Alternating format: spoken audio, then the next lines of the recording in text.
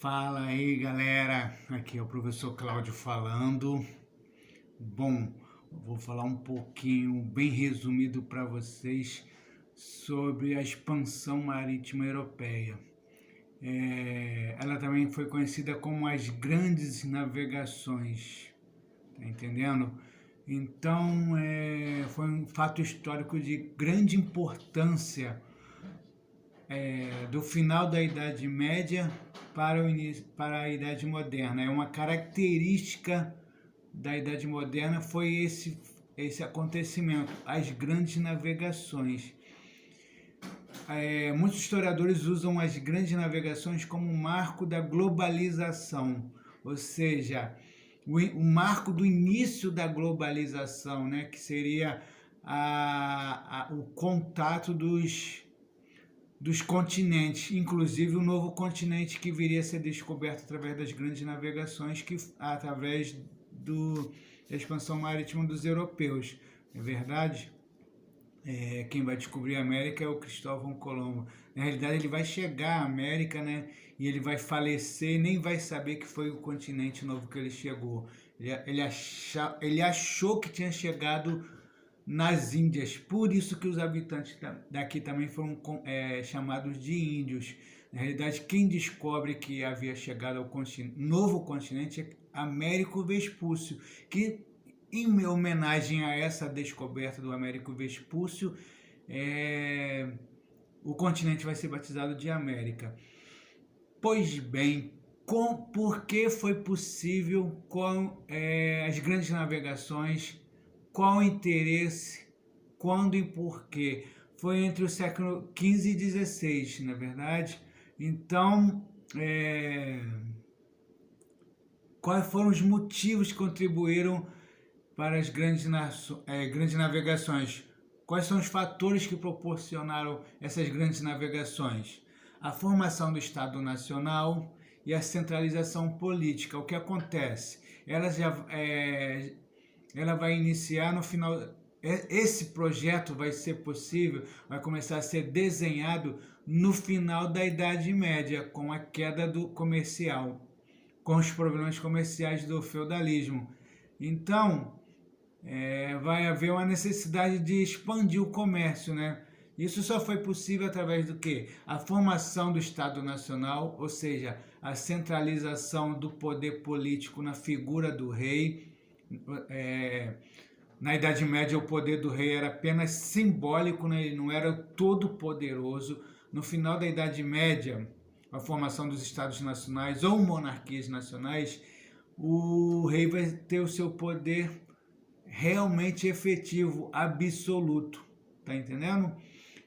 Isso só vai ser possível com a aliança da burguesia. A burguesia vai fazer essa proposta ao rei: eu ajudo o senhor a fortalecer o seu poder político e o senhor facilita a eu ter mais vantagens econômicas.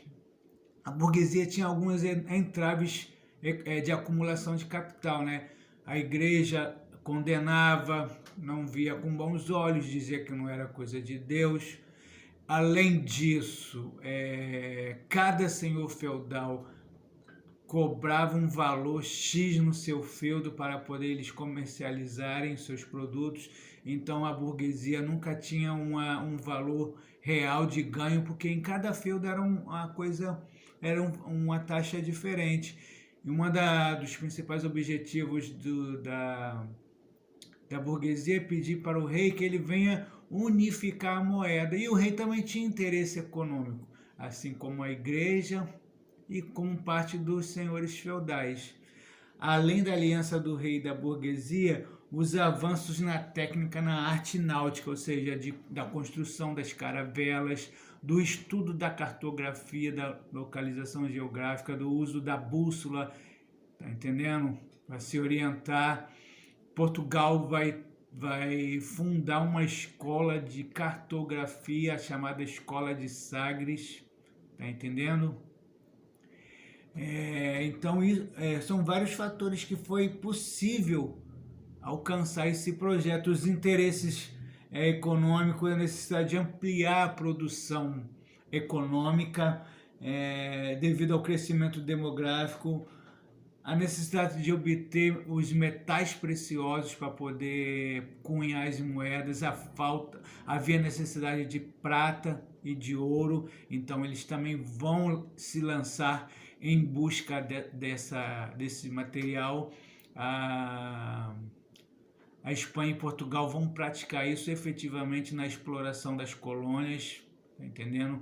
Vai explorar os metais e o ouro nas colônias, em suas colônias. A questão social, o enfraquecimento da nobreza feudal e o fortalecimento da burguesia mercantil, a burguesia que gostava muito de comercializar e queria cada vez mais lucro. As questões religiosas, a igreja, claro que vai ter um interesse econômico também, mas queria propagar ainda mais a fé católica cristã, tá entendendo? Porque havia uma ascensão, uma propagação muito grande de uma nova vertente do cristianismo, que era o protestantismo com Martinho Lutero, o anglicanismo e o próprio religião do Martinho Lutero, né? Anglicanismo, luteranismo e calvinismo, essas foram as religiões protestantes que surgiram naquele período. Então, os primeiros países a se lançarem nas grandes navegações foram Portugal e Espanha.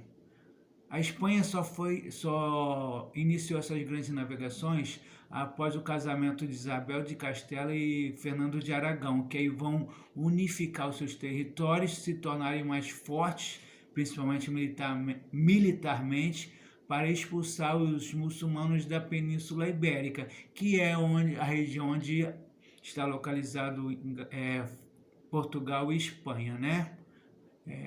Então eles vão expulsar os mouros, os últimos mouros da cidade de Granada, na Espanha, após o casamento desses dois. Vocês sabem que naquela época os casamentos eram feitos por interesses, né? Principalmente políticos e econômicos, e aí após o casamento desses dois reinos nobres, Fernando de Aragão e Isabel de Castela, e aí eles vão ter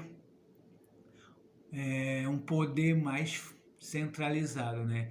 E aí, após a expulsão dos mouros da região ibérica, eles vão se lançar ao mar. Como a Espanha pretendia chegar às Índias? Devido ao estudo da cartografia, principalmente as pessoas próximas ao Colombo, o Colombo era um genovês, ele vai insistir nesse projeto junto à coroa espanhola. De início, eles não queriam permitir essas grandes navegações. Eles não queriam permitir, não. Eles não queriam abraçar esse projeto de Colombo. Então, Colombo ele vai perceber que a Terra tinha uma certa esfericidade. Então, ele vai dizer o seguinte: se navegasse toda a vida em direção ao Ocidente, ele chegaria ao outro lado do mundo, que era o Oriente. Tá entendendo? Justamente por a Terra se tratar da Terra ser redonda. Então ele acreditava nesse projeto, que não era uma mentira. A Terra realmente era redonda. Outra coisa que foi possível, o Renascimento, né? A prática renascentista, o investimento na cultura, nos estudos, a cultura renascentista vai favorecer todo esse tipo de investimento, né? Outra coisa também, como Portugal pretendia chegar às Índias? Chegar navegando, contornando pelo mar Mediterrâneo, pelo Oceano Atlântico, contornando o continente africano. Eles vão perceber que contornando o continente africano, eles chegariam às Índias. Mas qual era também o objetivo das grandes navegações, além de econômicos e religiosos e sociais e políticos? em busca das especiarias, pimenta, gengibre, noz moscada, canela. Tudo isso era um tempero que pode parecer besteira hoje, nos dias de hoje para nós, mas era de grande importância para a Europa. Na Europa isso era escasso, era escasso. Então, o país pioneiro nas grandes navegações vai ser Portugal. Por vários motivos, Portugal vai se tornar pioneiro. Primeiro, ele vai se centralizar como nação muito cedo após a Revolução de Avis, ainda no século XIV, o mestre Avis. Eles vão fazer uma revolução, a disputa do poder pelos feudos em Portugal vai, através do mestre Avis, vai ser possível consolidar o reino muito cedo, tá entendendo? Além disso, alguns outros motivos contribuíram. Portugal era favorecido geograficamente, sempre foi voltado de frente para o Oceano Atlântico, então isso facilitou bastante. Eles tinham a prática da pesca também, contato com o mar já, a burguesia vai investir nisso, vai investir na construção de caravelas. Além disso, também vai ser construído a Escola de Sagres. O que foi a Escola de Sagres? Vai ser uma escola onde vai priorizar o estudo da cartografia, a localização das regiões e o domínio sobre os mapas, tá entendendo? Então isso vai ser primordial também para o pioneirismo português, tá entendendo? A burguesia e parte da nobreza também vai apoiar financeiramente. A construção também eles vão se especializar na construção de caravelas, tudo isso com o objetivo de lucros, ganhos comerciais, tá entendendo? E, como eu falei, a Espanha vai ser a segunda, só de 1492, só após o casamento de Fernando de Aragão e Isabel de Castela, que vai ocorrer a união dos reinos, né? Além disso, houve também depois a Inglaterra e a França, só que eles vão demorar um pouquinho a sair nas grandes navegações, porque eles tiveram um conflito entre eles, a Guerra dos 100 Anos, que na realidade durou 116, né? Além disso, a Inglaterra também teve um conflito interno, uma guerra civil, a chamada Guerra Civil, que foi a disputa da nobreza e dos burgueses, da monarquia também, pelo reino na Inglaterra. Por isso também a Inglaterra retardou a sua saída às grandes navegações. E os holandeses também, porque eles eram feudo da Espanha, né? Só depois de ter resolvido essa questão, com o enfraquecimento político da Espanha, que eles vão iniciar suas grandes navegações também, os holandeses. Então, outra característica das grandes navegações vai ser a prática mercantilista. O que foi a prática mercantilista? Foi a prática econômica iniciada pelas nações europeias, os estados absolutistas, tá entendendo? Ou monarquias nacionais. Existiam vários nomes para os estados absolutistas. Estados absolutistas, monarquias nacionais ou monarquias absolutistas, que foi a unificação das nações, tá entendendo? Então, o mercantilismo foi a intervenção do Estado, dos estados absolutistas, na economia a partir do início das grandes navegações. Então, o mercantilismo tinha algumas características, tipo o metalismo, praticamente quem vai estar envolvido nesse projeto, no metalismo, vai ser a Espanha e Portugal, que o objetivo era o quê? Buscar os metais nas colônias, entendeu? Explorar os metais das colônias. A balança comercial favorável, outra característica do mercantilismo. O que é uma balança comercial favorável? É o país exportar mais do que importar, vender mais do que comprar. Uma balança comercial é favorável, ela está em superávit até os dias de hoje, e isso procede quando se vende mais produtos do que se compra. Isso é o que? Uma balança comercial favorável.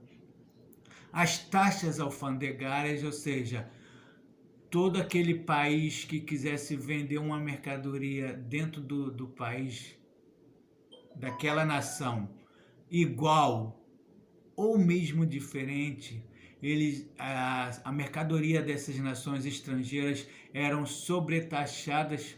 Por exemplo, eu não poderia, como nação, um exemplo simbólico, eu como nação Brasil, não posso deixar que a Argentina venda um tênis aqui paralelo ao eu vender o meu e permitir que o tênis dele seja o mesmo preço ou mais barato. Ainda mais se o tênis for melhor, né?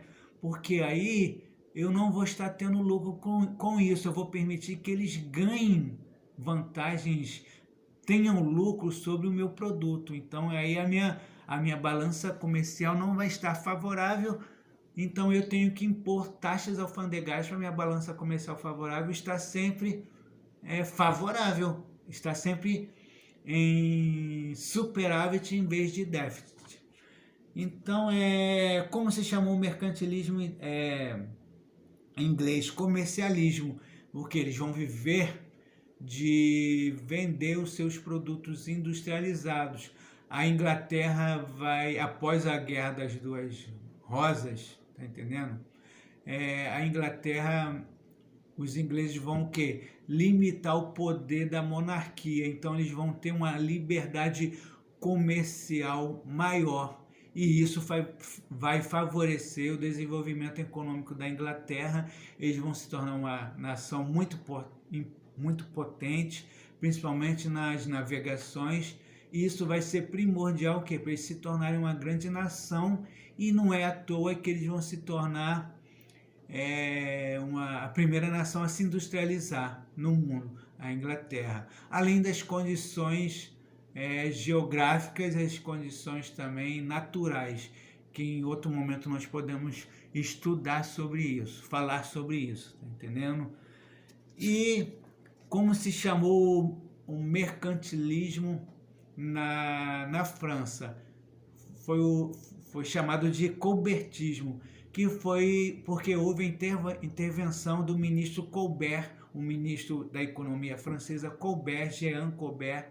Ele vai tomar suas atitudes econômicas para favorecer a economia francesa. Nessa época, o rei da França era Luís XIV, também apelidado de Rei Sol, não é verdade?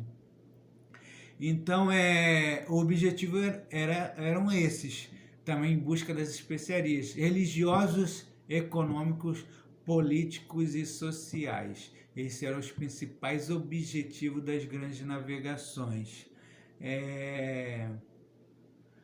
Então vai ser de grande transformação econômica. O feudalismo houve a decadência do feudalismo, né? Então vai haver o início do renascimento comercial, vai ser o início do pré-capitalismo, né? Que era o quê? A preponderância, a valorização, vai ser dada a importância do capital naquela sociedade, né? Quem vai ser responsável por isso são os burgueses, eles que tinham o principal interesse econômico nas grandes navegações, são eles que vão dar o pontapé no renascimento comercial no final da Idade Média. Eles vão surgir lá no final da Idade Média, uma classe social com o objetivo econômico, né, da expansão econômica, né, do início dessa economia, da valorização do dinheiro naquela sociedade. Então, eles vão transformar aquele período, né? Como eu sempre digo, tudo na vida são transformações, tudo na história são transformações. Então, os burgueses vão tomar essas atitudes políticas e econômicas junto com o rei. Eu ajudo o senhor a consolidar o seu poder e o senhor facilita a minha vida econômica. Não que o rei também não venha ter interesse econômico também, tá entendendo? O rei vai ter o seu exército particular, a burguesia vai financiar para que ele tenha seu exército, suas armas. Aí o país vai haver a unificação de uma moeda apenas para facilitar o comércio para a burguesia, e as moedas vão ser cunhadas naturalmente com a imagem do rei.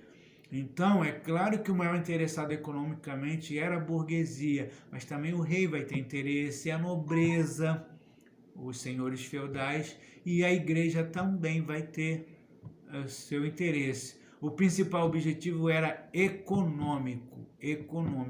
Por quê? Naquele momento ali estava nascendo o capitalismo, vai ser o início do pré-capitalismo, capitalismo comercial. Os burgueses vão dar início ao desenvolvimento, a importância do capitalismo, do sistema capitalista, tá entendendo? Vai ser o embrião do capitalismo. O capitalismo vai começar a nascer naquele período ali.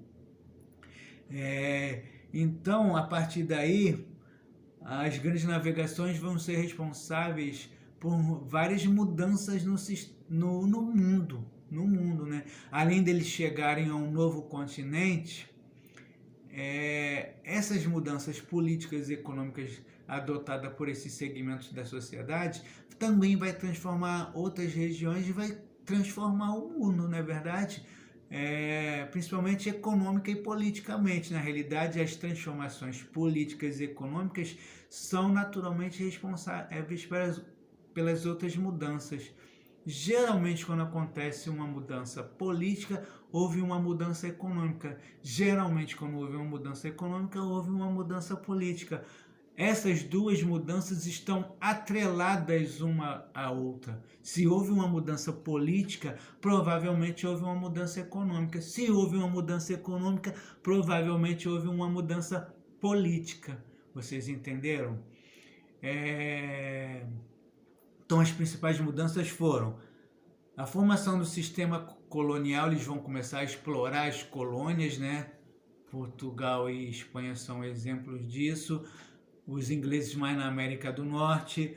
O retorno do escravismo dos moldes capitalistas. Não que o escravismo tenha acabado efetivamente, mas agora o escravismo nas colônias vão estar em evidência consistente, essa escravidão nas colônias, né? Principalmente na nossa aqui, quando o Brasil era colônia, tá entendendo? A hegemonia da cultura europeia sobre o mundo, o chamado eurocentrismo, a imposição cultural dos europeus sobre o restante do mundo, principalmente nas colônias, através da imposição da cultura europeia, a imposição da religiosidade cristã, principalmente nos índios, né, e nos escravos. Justamente, não, na Inglaterra vai ser o cristianismo protestante, né, principalmente os ingleses, nas colônias inglesas, e os portugueses aqui vão querer impor a sua religiosidade aos índios e aos negros, porque vão ser considerados infiéis, na verdade. Além disso, a acumulação primitiva de capitais, como eu falei, contribuindo para futuramente a consolidação efetivamente do capitalismo. A mudança do eixo econômico, que antes era no mar Mediterrâneo, o mar Mediterrâneo era controlado pelas cidades de Gênova e Veneza. Outro fator que eu esqueci de relatar, outro fator que eles vão iniciar outras rotas comerciais que no mar Mediterrâneo, quem controlava eram as cidades de Gênova e Veneza italianas, e aí elas traziam as especiarias, os produtos do continente asiático, tá entendendo? Para vender no restante da Europa de forma mais caro. Então o pessoal envolvido nas grandes navegações vão querer direto ir às Índias, tá entendendo? E outra situação que eu esqueci de relatar como os portugueses pretendiam chegar às Índias, contornando o continente africano. Através do estudo da cartografia, eles vão perceber que se eles navegassem pontuando aos poucos o continente africano, eles chegariam às Índias, ao destino o destino principal que eles desejavam. Só que naquela época as grandes navegações não foi tão fácil assim. As caravelas não eram navios como alguns livros relatam. Não eram navios efetivamente. Eram caravelas com construções muito precárias,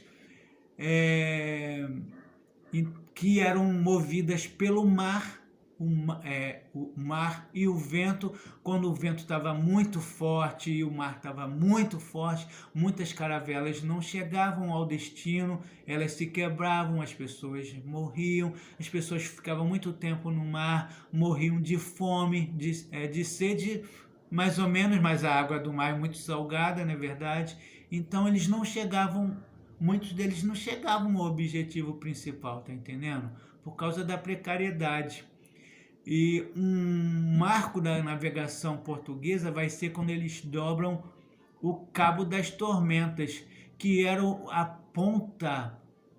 a parte sul do continente africano, que ali, na parte sul, a região sul do continente africano, eles tinham muita dificuldade de transpassar aquele pedaço ali. No livro de vocês tem no mapa. Então, o que acontece sobre isso, a partir disso?